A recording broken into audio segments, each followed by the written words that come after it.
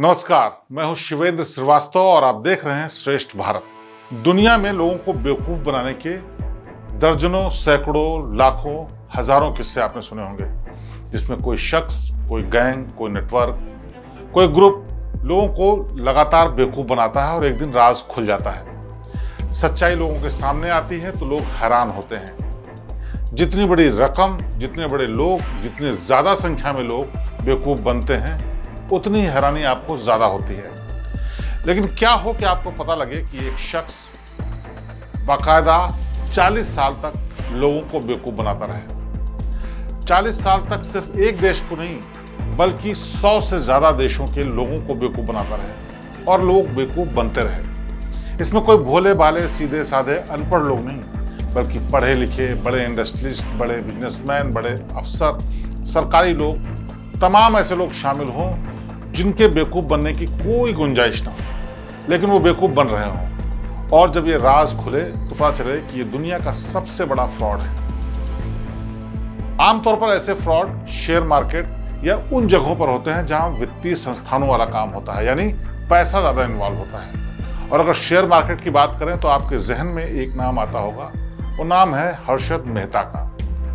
हर्षद मेहता भारत में एक ऐसा नाम था जिसने शेयर मार्केट में ऐसा घोटाला किया जो कि सदियों तक याद किया जाएगा। लेकिन अगर हम आपसे कहें कि जिस घोटाले की बात आज हम करने जा रहे हैं, जिस आदमी की बात हम आज करने जा रहे हैं, हर्षद मेहता भी उसके सामने बौना है, यानी उसका घोटाला भी कुछ नहीं, तो आप बेशक हैरान होंगे, लेकिन ये सच है। और ये घोटाला और फ्रॉड और बेवकूफ बनाने की तकनीक इतनी यूनिक और इतनी बड़ी है, जिसमें एक दो नहीं बल्कि 100 से ज्यादा देशों के लोग फंसते चले गए, बेवकूफ बनते चले गए।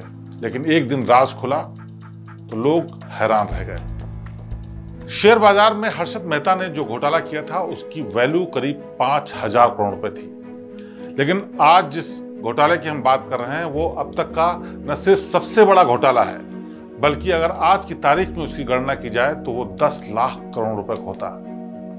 आपने बर्नी मेडॉफ का नाम सुना होगा, नहीं सुना होगा।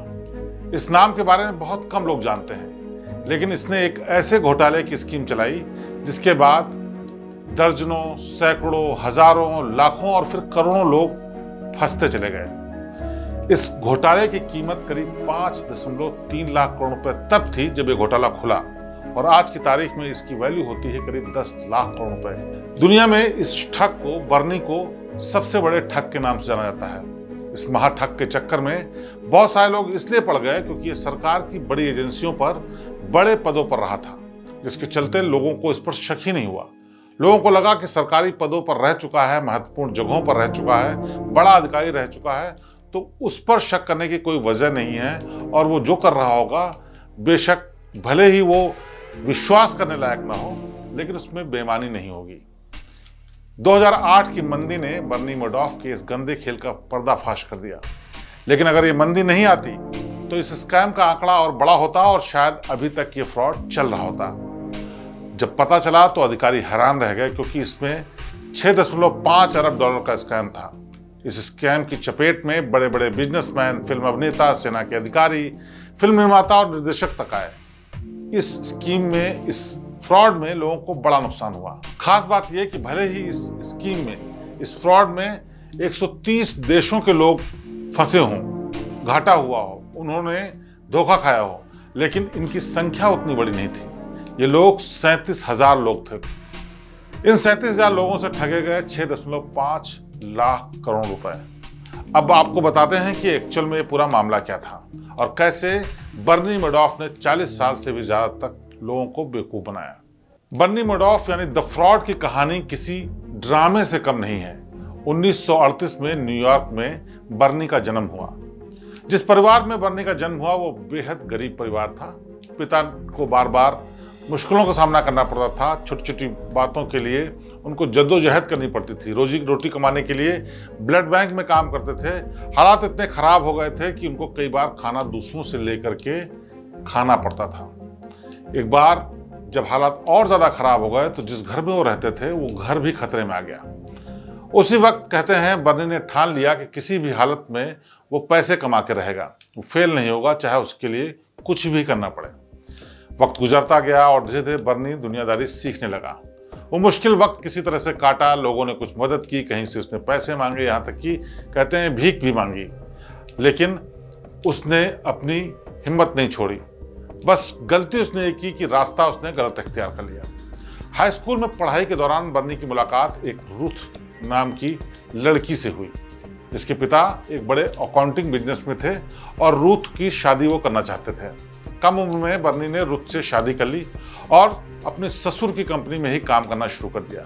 शुरुआत में उसको बहुत छोटा काम मिला जो डेस्क का काम था। डेस्क पर काम करते हुए बर्नी ने अपनी सेविंग्स बढ़ानी शुरू कर दी।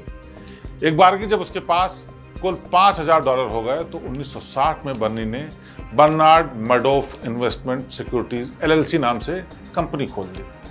उसकी पत्नी रुथ ने भी इसमें हाथ बटाना शुरू कर दिया, क्योंकि वो भी बिजनेस की जानकार थी और कई सालों से अपने पिता के बिजनेस को देख रही थी। लिहाजा उसने सोचा कि वो एक बड़ी हेल्प हो सकती है और उसने बर्नी के साथ काम करना शुरू कर दिया और इस कंपनी ने ट्रेडिंग का काम शुरू किया। उनकी कंपनी वॉल स्ट्रीट पर ट्रेडिंग करने लगी और वहां से उनको इनकम होने लगी। बर्नी के ससुर जो थे उनके बहुत सारे क्लाइंट्स भी थे, बहुत सारा नेटवर्क था। उन्होंने अपनी बेटी के चलते बर्नी को ये सारे अपने नेटवर्क के लोग, अपने सारे क्लाइंट्स और स्टॉक ब्रोकर का जो ऑफिस था वो सब दे दिया। धीरे धीरे बर्नी एक बड़ा आदमी बनने लगा। उसको शेयर मार्केट से, ट्रेडिंग से, अपने क्लाइंट से बहुत फायदा हो रहा था और वो इसके चलते अमीर होने लगा। लेकिन खास बात यह थी कि बर्नी और लोगों की तुलना में अपने क्लाइंट्स को तगड़ा रिटर्न देता था। लोग हैरान होते थे कि आखिरकार इतना तगड़ा रिटर्न कैसे दे सकता है। लेकिन बर्नी का कहना यह था कि क्लाइंट्स ही मेरे लिए सब कुछ है और मैं कुछ भी लेकर नहीं आया था, इसलिए मैक्सिमम हिस्सा मैं अपने क्लाइंट्स को देता हूं और बिल्कुल थोड़ी सी रकम अपने रखता हूं ताकि मैं अपने परिवार को चला सकूं। यहीं से बर्नी के दिमाग में एक स्कीम आई और वो स्कीम थी कि वो अपनी पोंजी स्कीम चलाएगा और इसके लिए बाकायदा उसने एक अपनी कंपनी, नई कंपनी खोल ली। सब कुछ सही चल रहा था बर्नी की, लेकिन ख्वाहिशें आसमान से भी ऊपर निकल रही थी। एक दिन बर्नी ने सोचा कि अपना इन्वेस्टमेंट एडवाइजरी का बिजनेस शुरू किया जाए, जिसके तहत वो तमाम लोगों को इन्वेस्टमेंट करने की सलाह देगा, लोगों के पैसे मैनेज करेगा। और इसके लिए उसने गलती ये की, इसके लिए चालाकी ये की, यूं कहा जाए कि उसने चुपके से इसकी कंपनी की शुरुआत की, लेकिन उसको सिक्योरिटीज एक्सचेंज पर रजिस्टर नहीं कराया। सिक्योरिटीज एक्सचेंज मतलब जहां पर कोई भी इस तरह की इन्वेस्टमेंट की कंपनी खुलती है तो उसको इत्तला देनी होती है, फॉर्मेलिटीज करनी होती हैं, रजिस्टर कराना पड़ता है ताकि उस पर नजर रखी जा सके, ताकि वो लीगल तरीके से लोगों को इन्वेस्टमेंट की सलाह दे सके। लेकिन बर्नी ने ऐसा नहीं किया। ये इलीगल था, गैर कानूनी था। लेकिन शायद बर्नी ने पहले दिन से ही ये सोच लिया था, इसलिए उसने कंपनी को कुछ भी रजिस्टर नहीं कराया, जिस भी जगह कराना होता है। और उसके दिमाग में ये पहले से तय था, ये भी समझ में आता है क्योंकि उसने उसी दिन से, जिस दिन से कंपनी शुरू की, इन्वेस्टमेंट का काम कराना शुरू किया, उसी दिन से तय करना शुरू कर दिया कि स्कीम्स ऐसी बनाएगा जिस स्कीम से लोगों को लगे कि इतना रिटर्न देना तो नामुमकिन है, लेकिन वो देगा। जब बर्नी के ससुर 1970 में रिटायर हुए तो उन्होंने अपनी कंपनी का नाम, यानी बर्नी ने कंपनी का नाम बदल करके एबी कर दिया। एबी का मतलब था मिखाइल बैंक्स एंड फ्रैंक एविलियानो। जो कंपनी में अकाउंटेंट्स थे वो क्लाइंट से पैसे लेते थे और अच्छे रिटर्न का वायदा करके पैसे बर्नी को देते थे। इधर बर्नी उन पैसों के जरिए शेयर मार्केट में कोई पेनी स्टॉक खरीदता था, मतलब अलग अलग तरीके के पेनी स्टॉक। हम आपको बता दें, पेनी स्टॉक वो स्टॉक होते हैं जिनकी वैल्यू, जिनके दाम, जिनकी कीमत बहुत कम होती है, लेकिन उनके बारे में कहा जाता है कि वो शायद भविष्य में आगे बहुत तेजी से बढ़ जाएंगे। और इसी के लिए तमाम इन्वेस्टर्स, तमाम इन्वेस्टमेंट बैंकर्स, तमाम शेयर मार्केट में ट्रेडिंग करने वाले इन पेनी स्टॉक्स में इन्वेस्ट करते हैं और तगड़ा मुनाफा कमाने के लिए इंतजार करते हैं। साल 1987 तक बर्नी मैडॉफ एक बड़ा आदमी बन चुका था, बेहद अमीर। उसने 885 थर्ड एवेन्यू की लिपस्टिक बिल्डिंग में 19वें फ्लोर पर अपना ऑफिस बना लिया। ये बिल्डिंग लिपस्टिक जैसे दिखती थी और ये बेहद मशहूर बिल्डिंग थी। इसमें सिर्फ अरबपतियों के दफ्तर थे।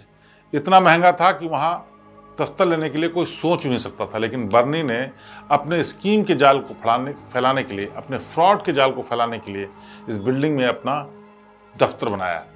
बर्नी ने अपने साथ अपने छोटे भाई पीटर, पत्नी रुथ और दोनों बेटे एंडी और मार्क को भी इसमें ले लिया, क्योंकि सारा का सारा वो चाहता था कि परिवार के बीच में ही रहे, जिससे कभी कोई दिक्कत आती है तो किसी को कानो कान कोई खबर ना हो।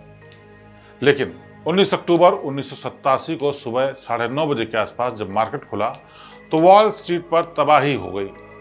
मार्केट पूरी तरह से क्रैश हो गया था, तमाम नुकसान हो गया था।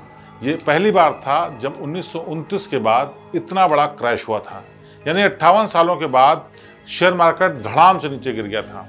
उस वक्त अफरा तफरी का माहौल था। सारे निवेशक अपने जितने भी शेयर्स थे उनको बेच करके मार्केट से निकलने की कोशिश कर रहे थे ताकि उनको नुकसान कम हो। लेकिन बर्नी मैडॉफ इसी मौके का फायदा उठाकर स्टॉक खरीद रहा था। बर्नी ने अपने क्लाइंट्स को बोला कि 15 से 20% तक वो रिटर्न देगा। वो 3 बार नेस्डेक के बोर्ड ऑफ डायरेक्टर्स में भी चुना गया था। लिहाजा लोग उस पर यकीन कर रहे थे कि आखिरकार इतना काबिल, इतने ऊंचे पद पर रहने वाला शख्स किसी भी तरीके की गलती या फ्रॉड नहीं कर सकता।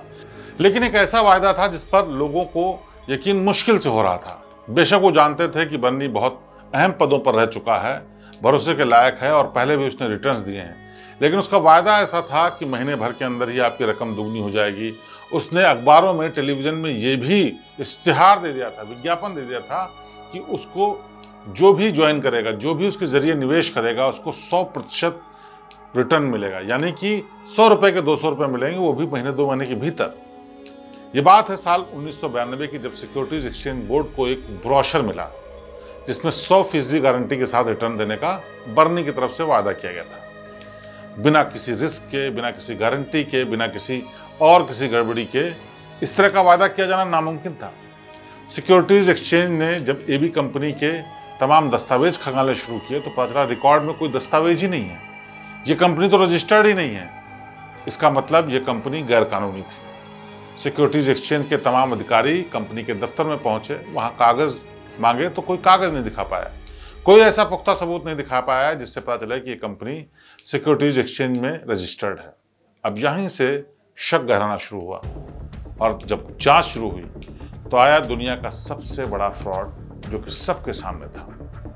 ट्रांजैक्शन की डिटेल्स मांगी गई, तमाम अकाउंट्स चेक किए गए, उस वक्त कंप्यूटर चेक किए गए, फाइलें चेक की गई, लोगों से पूछताछ की गई। लेकिन जो सच सामने आया वो बेहद हैरान करने वाला था। दरअसल बर्नी जो इन्वेस्टमेंट करा रहा था उसके लिए न तो उसके पास कोई कानूनी रूप से मान्यता थी, न रजिस्ट्रेशन था, न उसकी कंपनी रजिस्टर्ड थी, न तो उसके पास कोई लाइसेंस था और न ही कोई ऐसी चीज़ जिसके जरिए सरकारी रूप से कहा जा सकता कि जो काम कर रहा है वो कानूनी रूप से सही है। यानी बर्नी जो कुछ कर रहा था वो सिर्फ इसलिए कर रहा था ताकि लोगों का ज़्यादा से ज़्यादा इस पर भरोसा हो सके, और इसके लिए उसने केवल अपने देश में नहीं बल्कि दुनिया के तमाम देशों में अपनी स्कीम का जाल फैला रखा था। अरबपति होने की वजह से उसके पास संसाधनों की कमी नहीं थी। अलग अलग देशों में उसने अपने ऑफिस खोल रखे थे, वहाँ लोगों को इस तरह की स्कीम दे करके, बाकायदा समझा करके, एक्सपर्ट लोगों के जरिए वो ल्योर करता था, उनसे इन्वेस्ट करने के लिए कहता था, और जब लोग इन्वेस्ट करते थे उनको मोटा पैसा वापस देने की बात करता था, और ज़्यादातर लोगों के पैसे वापस भी करता था। लेकिन उनमें से काफ़ी संख्या ये होती थी जिनको पैसा दोबारा इन्वेस्ट करता था, यानी कि उन्हीं लोगों के पैसे उन लोगों को वापस करके ज़्यादा संख्या में ये भी दिखाने की कोशिश करता था कि वो पैसे वापस कर रहा है, लेकिन काफ़ी लोगों के पैसे रोक करके ये कोशिश करता था कि ये पैसे उसके पास जमा रहें और इन्हीं पैसों को घुमा के दूसरों को दे सके। और ये सब कुछ ये इसलिए कर रहा था ताकि वो एक बहुत बड़ा खेल खेल सके, और उस खेल के इंतजार में वो अपने पास से जितने भी पैसे इकट्ठे हो रहे थे उनको ज़्यादातर बांट दे रहा था। जब दस्तावेजों की जांच शुरू हुई, उनका फॉरेंसिक जांच शुरू हुआ, तो पता चला कि ये दस्तावेज तो सारे सही हैं लेकिन इनका रजिस्ट्रेशन कहीं नहीं है। ये हैरानी की बात थी, क्योंकि अगर किसी के दस्तावेज सही हैं तो रजिस्ट्रेशन का रिकॉर्ड क्यों नहीं मिल रहा है। दरअसल जब इसकी और गहराई से फॉरेंसिक जांच हुई तो पता चला कि इस कंपनी के जितने भी दस्तावेज बनाए गए हैं वो हैं तो फर्जी, लेकिन इतने सटीक तरीके से बनाए गए हैं कि वो बिल्कुल असली जैसे लगते हैं। अब सिक्योरिटीज एक्सचेंज ने उसको छोड़ तो दिया फिलहाल, लेकिन कंपनी को बंद करने का आदेश दे दिया और कहा कि अब तक के हिसाब से $444 मिलियन उन निवेशकों के लौटाए जाएं जिन लोगों ने बर्नी की कंपनी में इन्वेस्ट किया है। लेकिन बर्नी हार नहीं मानने वाला था। बर्नी ने कहा कि जब जरूरत पड़ेगी मैं पैसे वापस कर दूंगा। लेकिन हैरानी की बात देखिए, जब बर्नी ने लोगों को पैसे वापस देना शुरू किया तो लोगों ने पैसे लेने से मना कर दिया, क्योंकि उसने इतना भरोसा जीत लिया था। लोग सोचते थे कि शायद उसको एक्सचेंज बोर्ड नुकसान पहुंचाने की कोशिश कर रहा है, साजिश कर रहा है, लेकिन बर्नी काबिल आदमी है, वो इतना बड़ा जीनियस है कि उसके पास से अगर पैसे निकाल लिए तो शायद उनको नुकसान होगा। बहुत सारे निवेशकों ने ये कहना शुरू किया कि सारे पैसे वो अपनी खुद की कंपनी में लगा ले, लेकिन वो पैसे वापस लेना नहीं चाहते थे। बर्नी पर निवेशकों को इसलिए भी बहुत भरोसा था क्योंकि शेयर बाजार में गिरावट आने के बाद नुकसान के बावजूद उसने अपने निवेशकों को रिटर्न दिया था, अपनी जेब से रिटर्न दिया और वो जो वायदा किया था वैसा रिटर्न दिया। अब सारा खेल ये भरोसा बनाने का था ताकि एक दिन बड़ा खेल किया सके। बर्नी के मुताबिक वो किसी का भरोसा नहीं तोड़ना चाहते थे, इसीलिए वो पैसा वापस करते थे। ये पूछताछ में उसने बताया कि उसने अपने पास से ज़्यादातर पैसा लोगों को वापस कर दिया, लेकिन उसको एजेंसीज ने, एक्सचेंज बोर्ड ने अपनी सफाई देने का मौका नहीं दिया। लेकिन हकीकत कुछ और ही थी। बर्नी अपने निवेशकों को रिटर्न इसलिए दे पा रहा था क्योंकि वो एक पोंजी स्कीम चला रहा था। वो नए निवेशकों के पैसों को पुराने निवेशकों को रिटर्न की तरह देता था, इसलिए फर्जी दस्तावेज से लेकर फर्जी ऑफिस तक सब तैयार किया गया था। जब कोई पुराने दस्तावेज मांगता तो उसे प्रिंट कर लिया जाता। कहा जाता कि तुरंत निकले प्रिंट गर्म होते थे तो उसे कुछ देर फ्रिज में रखकर ठंडा किया जाता था। पुराना बनाने के लिए नीचे गिराकर पैरों से रौंदा जाता था, मिट्टी से गंदा किया जाता था ताकि वो दस्तावेज बिल्कुल असली की तरह लगे। लेकिन 2008 में एक ऐसी मंदी आई जिसने सारा राज खोल दिया। इससे पहले साल 2000 के दौरान सिक्योरिटीज एक्सचेंज को मैडॉफ पर शक तो हुआ, लेकिन जांच की हर कोशिश में मैडॉफ ने ऐसा कुछ किया कि जांच दब गई। इसके बाद 2008 में मंदी जैसे आई, शेयर बाजार क्रैश हो गया और देखते देखते मैडॉफ का भी पर्दाफाश होने लगा। एक तरफ लोग मार्केट गिरने की वजह से, क्रैश होने की वजह से अपने पैसे निकाल रहे थे और दूसरी तरफ भरोसा कम होने की वजह से लोग पोंजी स्कीम में आगे पैसा नहीं लगा रहे थे। तो एक तरफ से पैसा आना बंद हो गया और दूसरी तरफ से पैसा निकलना बढ़ता गया, लिहाजा दिक्कतें आनी शुरू हुई। शेयर मार्केट में लगातार गिरावट आ रही थी। खुद को बचाने के लिए बर्नी ने कोशिश की, लेकिन उसकी सारी कोशिशें बेकार हुई। आखिर में उसने सब सच सच बता दिया। जब ये सच सामने आया तो पता चला कि बर्नी ने किस तरह से खेल किया था। दरअसल पोंजी स्कीम के नाम पर वो पैसे इकट्ठा करता था, जिस स्कीम में पैसे लौटाने की तारीख काफ़ी बाद की होती थी। लेकिन पैसे को डबल ट्रिपल करने की स्कीम ये ऐसी स्कीम थी जिसमें लोग लालच में फंस जाते थे। लोग लंबे समय के लिए अपना पैसा निवेश करते थे और उस पैसे से वो अपने शेयर मार्केट में तमाम दूसरे निवेशकों को पैसा ज़्यादा रिटर्न के साथ वापस करता था। एक तरफ इधर भरोसा था कि इन लोगों को एक वक्त के बाद दुगने तिगने पैसे मिलेंगे और दूसरी तरफ शेयर मार्केट के निवेशकों को ये लगता था कि उनके पैसे ज़्यादा बढ़ करके मिल रहे हैं, लिहाजा वो बर्नी के जरिए ही निवेश करेंगे। लेकिन अब उसका राज खुल चुका था कि वो खेल आखिर करता क्या है। हालांकि बर्नी ने इस पोंजी स्कीम से अपने परिवार को दूर रखा था। लिपस्टिक बिल्डिंग जिसमें उसका दफ्तर था, 17वें फ्लोर पर इस पोंजी स्कीम का ऑफिस जो लिया था, वहाँ किसी को भी जाने की इजाज़त नहीं थी, यहाँ तक कि उसके परिवार के लोगों को भी जाने की इजाज़त नहीं थी। बर्नी के पोंजी स्कीम के खुलने से बहुत सारे निवेशकों के पैसे डूब गए, कईयों ने तो आत्महत्या तक कर ली। लोगों ने बर्नी के परिवार वालों को भी खूब परेशान किया, जिसके चलते एक बेटे ने आत्महत्या कर ली और दूसरे की बीमारी से मौत हो गई। आखिरकार एक्सचेंज बोर्ड ने इसके लिए बर्नी मैडॉफ के खिलाफ मुकदमा चलाया। 70 साल की उम्र में बर्नी मैडॉफ को इतने बड़े गुनाह के लिए 150 साल की जेल की सजा सुनाई गई और उसकी जितनी भी संपत्ति थी, सारी की सारी संपत्ति जब्त कर ली गई। आरोपियों को जेल तो हो गई, लेकिन इस पोंजी स्कीम में निवेशकों के लगभग 19 अरब डॉलर लगे थे, जिसमें से 14 अरब डॉलर रिकवर हो पाया। लेकिन इस पोंजी स्कीम की वैल्यू करीब 65 अरब डॉलर यानी करीब 6 लाख करोड़ के आसपास तब आंकी गई। 14 अप्रैल 2021 को बर्नी मैडॉफ की मौत जेल में ही हो गई। लोग बर्नी से बहुत गुस्सा थे, इसलिए वो चाहते थे कि मरने से पहले एक बार वो जेल के बाहर आए, लेकिन जेल की सजा उसकी इतनी लंबी थी कि वो जेल से बाहर नहीं आ सकता था। यहाँ तक कि लोगों का खौफ इतना ज़्यादा था कि प्रशासन ने फैसला किया कि बेशक बर्नी मैडॉफ की जेल के भीतर मौत हुई है और अब उसका कोई कुछ नहीं बिगाड़ सकता, लेकिन डर इतना ज़्यादा था, लोगों का गुस्सा इतना ज़्यादा था और इस बात की आशंका थी कि कहीं कुछ गड़बड़ न हो जाए, इसीलिए मौत के बाद जेल प्रशासन ने उसे दफनाने के बजाय जलाकर अंतिम संस्कार जेल के भीतर ही कर दिया। बर्नी का गुनाह कितना बड़ा था इसका अंदाजा आप इस बात से लगा सकते हैं कि अंतिम संस्कार के वक्त परिवार का कोई भी व्यक्ति अस्थियां तक लेने नहीं आया। यानी उन लोगों के साथ जिसने इस क्राइम को अंजाम दिया, जिन लोगों को अपने साथ शामिल किया, उनमें से भी कोई हिम्मत नहीं कर पाया कि अस्थियां लेने जेल प्रशासन के पास जाए। आज भी उसी जेल में बर्नी मैडॉफ की अस्थियां रखी हुई हैं इस इंतजार में कि उसके परिवार के लोग आकर के शायद किसी दिन अस्थियां ले जाएं।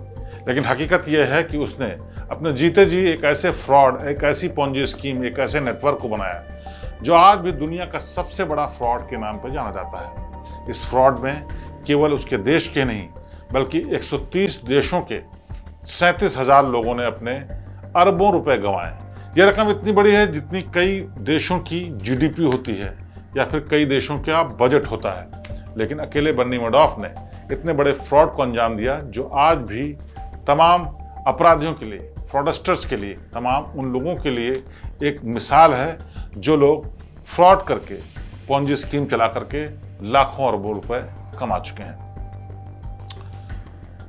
तो दुनिया के सबसे बड़े फ्रॉड और फ्रॉडस्टर बर्नी मैडॉफ पर यह थी आज की कहानी। अगली बार फिर किसी हैरान करने वाली कहानी के साथ आपके सामने पेश होंगे। तब तक मुझे दीजिए इजाजत। नमस्कार।